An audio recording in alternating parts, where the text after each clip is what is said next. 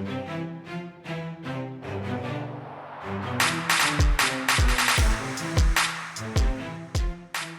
everyone, Shane McMurray from the Wedding Report. Thanks for joining me on this podcast video series around venues, the catering part, rentals, etc. So today I'm with Sam, and he is in Smithfield, Virginia at New Branch Farms. Sam, thanks for joining me and being on the show. Tell me about yourself and about the company. Oh, well, thanks for having me. My wife, as like I said, is just a smidgen under the weather, so you're going to get me today. No worries. New Branch Farms, of course, is an event and wedding and event venue.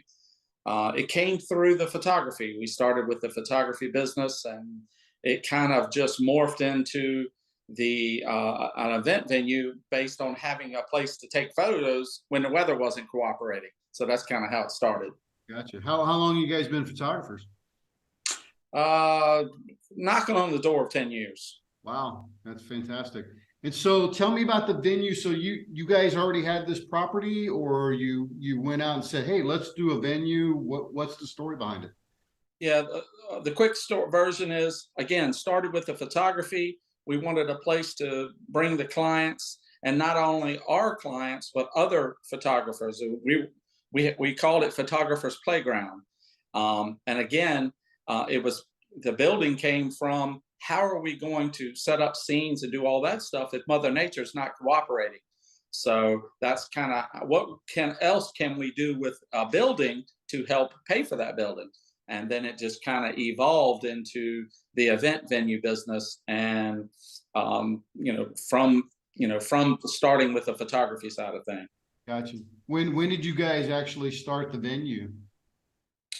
Well, this has probably been about 6 or 7 years in the making. Okay, gotcha. Coming from the photography and then doing that, and then finding a piece of property that we wanted, a cleared piece of property. I've found that cleared property is very undervalued because it costs a lot of money to clear property. So for us, I had already went out and spoken to a few people, and they gave me good advice and said, look for clear property if you can. So that's what we did, and that's kind of how we found this property.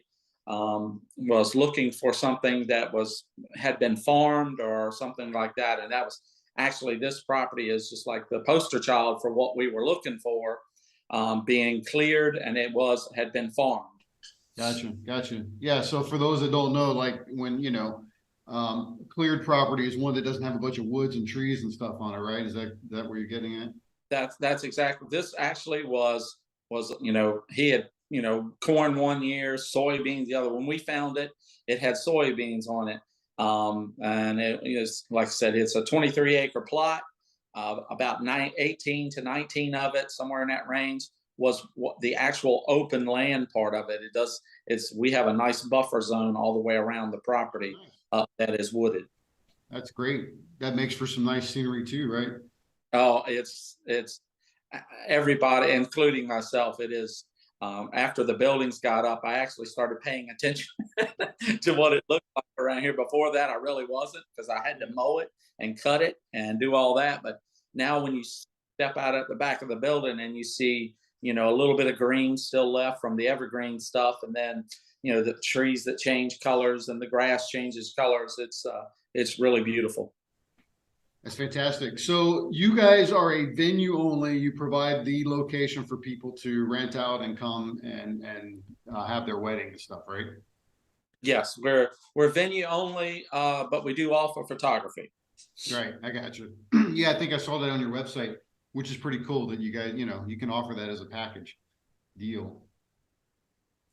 What about catering and rentals or anything like that? So people have people on your list that people can come get from you, or do they just bring their own and that sort of thing?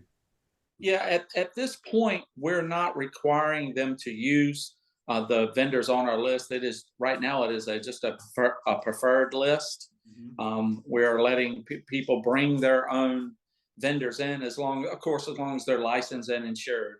And we try to check them out because, what they do or don't do is a direct reflection on New Branch Farm. So we really try to check them out and offer our opinions to our clients as to whether they should or should not use those folks. That's cool. Okay, good.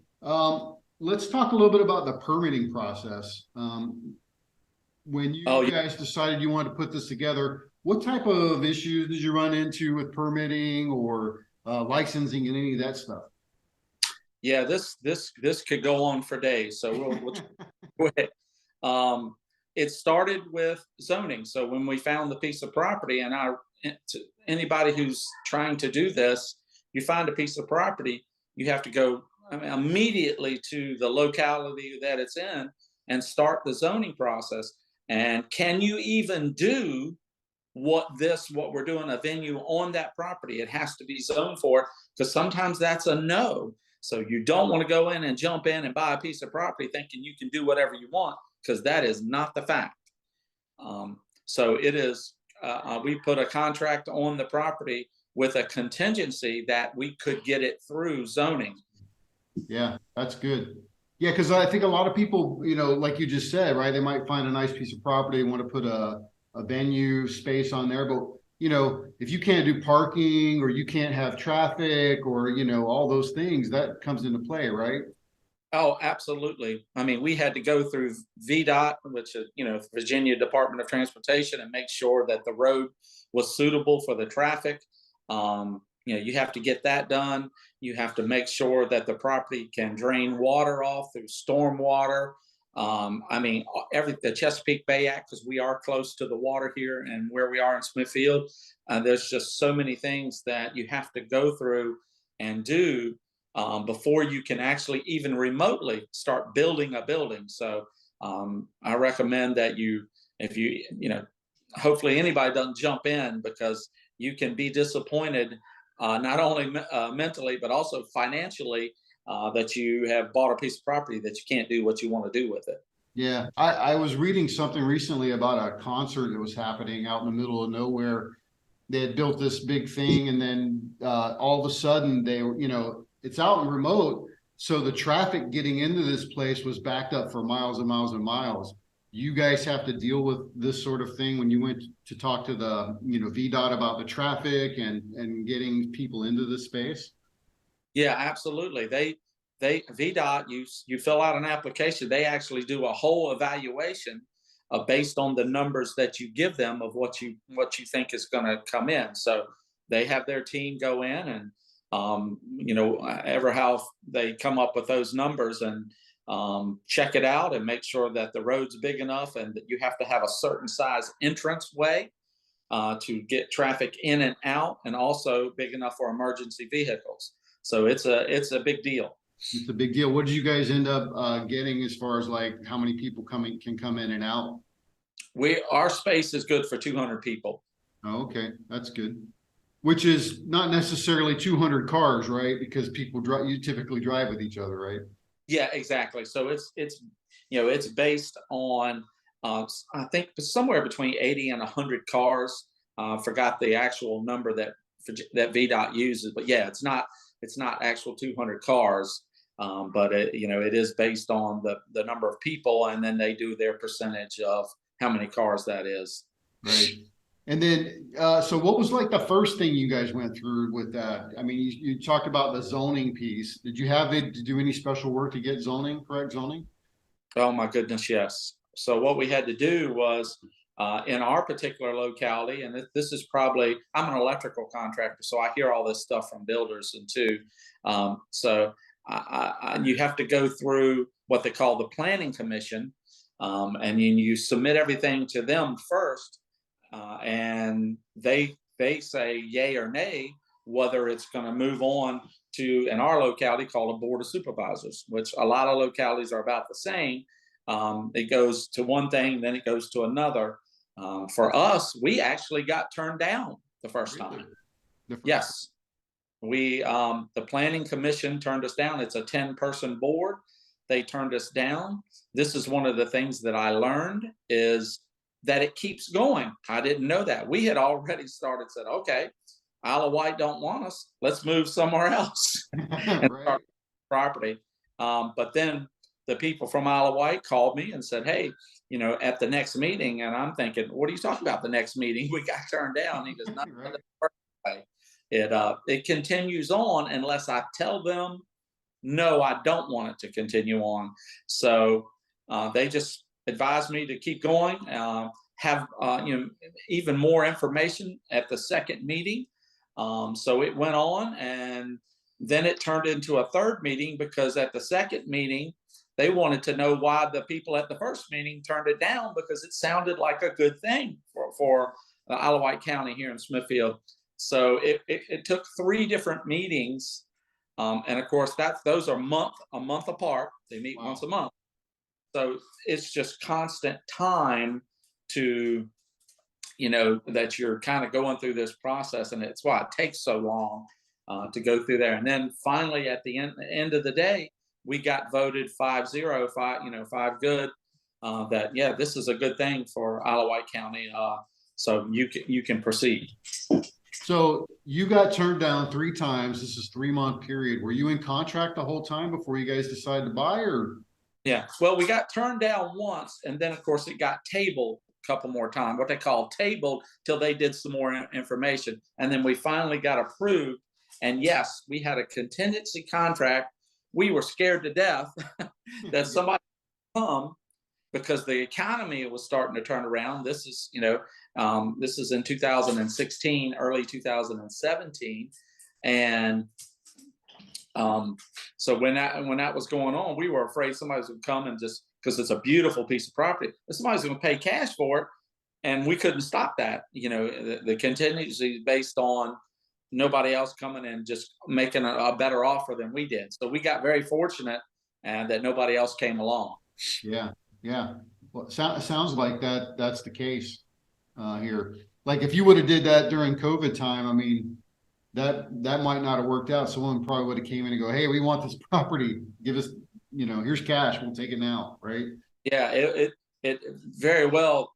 Just timing is everything sometimes. So it was kind of as the economy was starting to regroup, and where the prices of stuff was starting to rebound and all that kind of stuff. So we got in on the front end of all that stuff, and we got a great deal on the property, so we were able to do the things that we can do out here. Yeah. So okay. So once you guys got approved, what's next with the permitting and licensing stuff? I mean, So once you get through zoning, once you get through zoning, and all the stormwater, and well, not stormwater, all the actual zoning things that they want, parking and all this kind of stuff, then you have to start the building permit process. wow. That took a year. You serious? It is just again another process there's so much information that they need, especially out here, and this is a very rural setting. Yeah. So there's actually, I keep saying stormwater, the reason why what took so long is because there is no stormwater system where we are. Like in the city you have manholes and curbs and gutter, and that's where the water goes, and there's a place for the water to go. Well, out in a rural setting you don't have that. So the land has to be surveyed. Topography has to be done. Which way is the land flowing? How much water are they projecting to go toward? Like the Chesapeake Bay Act, and how much all that stuff is going to go. What are the repercussions of all that water trying to get to off the roof of the building and off the driveway, and all trying to make its way to our waterways? All that stuff has to be done before they can issue you a building permit. My building was actually approved in less than 30 days. Wow. The rest of the time was all about the land, parking, water, erosion control, stormwater stuff. That's what took the rest of the time. Yeah. I guess that's a good thing. I mean, they're at least thinking about how that's going to affect everything. Yeah, they really are. I mean, and in today's thing, and the way the process works is, they're really looking out for the environment. Want to know where, what's going to happen with all the water and pollution, and how are we controlling it? What are we going to do with trash? I mean, it's pretty detailed process. Um, and at this point, based on my knowledge, I don't know how to make it speed up, and we're Yeah. I don't know if you can, Sam. That's just the way it is, right? yeah, it seems to be. Yes, sir. Yeah. Let's talk a little bit about the booking process for people. So you guys got the building built. Thank goodness everything's all set up and working. What are you guys doing now with your booking process? We start with the social media stuff, as getting the name out there where we are. We also do lots of bridal shows. We just did one yesterday, Nice. and we do that. We are on, one like the wedding wire and the knot. We are involved in that, um, and we get leads, and then we either talk to people through email or phone calls, and we, really, kind of recommend that they do it what we call a tour. While we were in the building process, we called it a hard hat tour. Right. Now it's just a regular tour, and they come, and we do the tours ourselves as owners, because it's what we, or at least that's what we think we should do. And we go through the process, walk them in the front door, and go through every aspect of the bridal suite, the groom room, the caterer's kitchen, the restrooms, when it opens up into the big room, and what we can offer outside for outside events. We have a dog park. We talk about that. We have a place where food trucks and bar services can park. We just go over the whole thing, and then at the end of the tour, kind of come back in, and I let them fire questions at me, as the things that I don't go over, and what do they have, and a lot of people have different specific questions, and we just sit down, go over it, and then we go over availability of dates, and a lot of we're blessed so far to have we have almost 60 bookings, and we just opened October 1. Wow, good for you. That's congratulations. So let's say they like the place. They go, yeah, we want to book this place. What's required from them? They got a contract. Absolutely. They put some money. So How much are they putting down initially? Yeah, we get all their information. We send them the contract with everything that we've spoken about.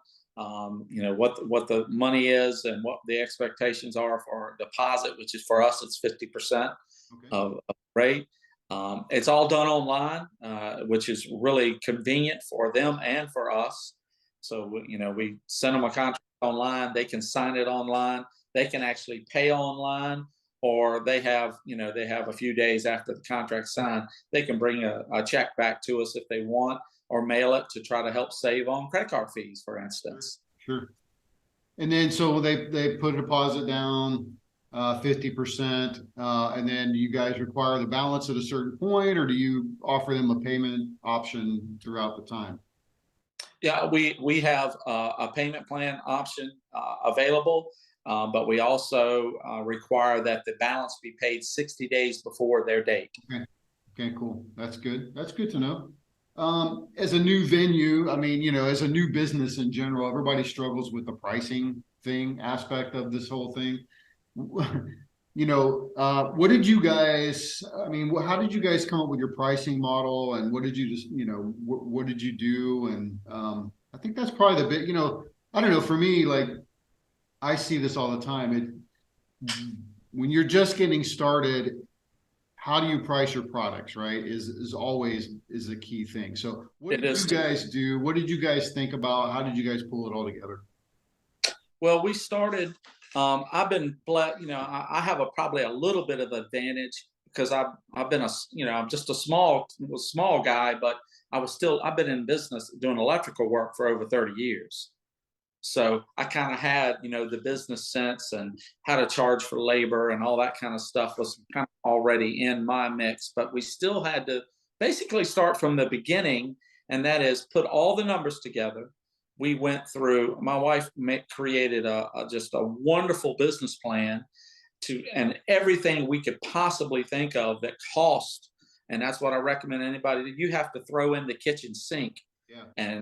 And think about that. and then come up with, what your costs are, what you want your profit to be. Are you getting a mortgage? Are you having investors? And all of that plays in a factor of what you're going to charge to how many events you think you want to have. So if somebody wants to just have 25 events a year, then they're going to have to come up with a really cool building where they can charge that kind of money to um, and for us, we knew that this is going to be more than just a weekend warrior project for us. This is going to be a dream for us, and we plan on doing this, 24/7, kind of speak. So we knew that we wanted to be able to do lots of events during the course of the year, so that we could have a wonderful facility. And once we come up with those numbers, you do the math, and then you figure out, what to charge per event, per day, per weekend, ever how you want to, do that so that you can, at the end of the day, hopefully have something left over for a profit. Yeah. I think a lot of times people miss the opportunity to put themselves in that cost plan, right? Like, you got to pay yourself to do this work, and if you don't pay yourself to do this work, then what are you doing it for? Exactly. That's good that you put that in there. Thought about everything, right? Everybody has to think about everything, all your costs, everything, and then how much do you want to make? Perfect. I think that's great. Good job there on that one, Sam. Hey, my last question for you, Sam. If you had to go back 3 to 5 years, what would you tell yourself? I would go back about 20 and start. Yeah, gotcha. Because I'm pushing 60, and I think what we had as a vision is wonderful. What we're doing is just great. It's going to be an asset to the community and an asset to anybody who uses our facility. I just wish we'd have started younger. Yeah. It's always I just turned 55, so I know how you feel. Sometimes I wish, like, man, I wish I would have started this a long time ago, but I did it. So here we are, right? That is, at least we did it, right? Yeah, exactly. Hey, Sam, thanks so much for being on the show. Really appreciate it. Have a good one. Thank you so much.